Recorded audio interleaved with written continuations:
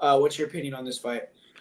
Yeah, for me, this is back and forth. I mean, if we're talking just betting line, I think the value is definitely on Raposa.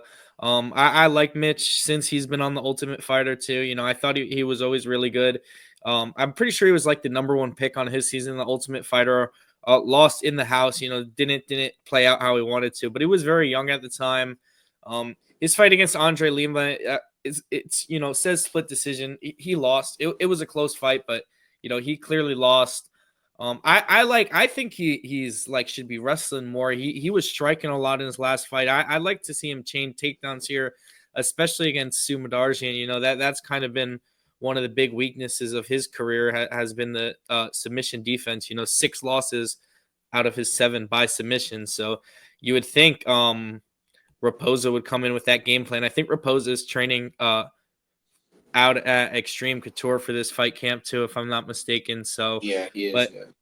but Sue looked, in the Charles Johnson fight. I don't want to say he looked really good because he lost it, and some people are like, really hyping up that performance, but it was a loss.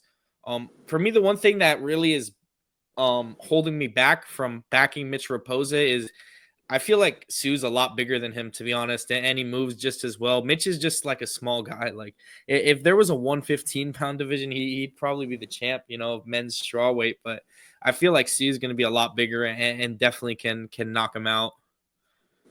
Yeah, I'm leaning towards Mitch, man. I think it's just for him. I think it's more mental because, dude, he was competitive versus Andre Lima in the pocket. Like he was winning a lot of those exchanges, and I feel like Andre Lima is one of the higher level strikers in the division. And I feel like Mitch has fast hands. He throws nice combinations. It's just like you said, he's a little smaller, so maybe he doesn't like the range so much early in the fights. And he's low volume because of that. But I feel like with Sumudaerji, man, you look at Sumudaerji, what's the main weapon that he goes to in every fight? The only thing he really has is the left straight, the left hand.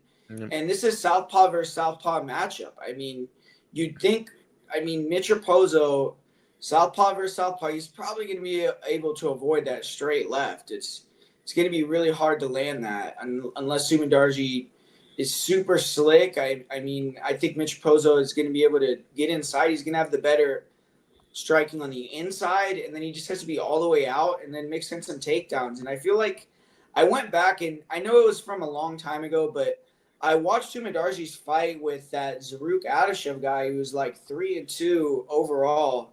It went to this.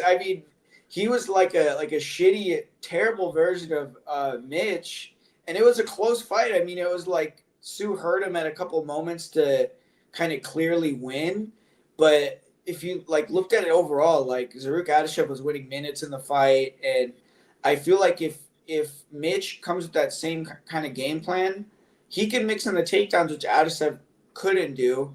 And I don't really think there's a submission on the table for Mitch, though. Like you said, a lot of Sumudaerji's losses are by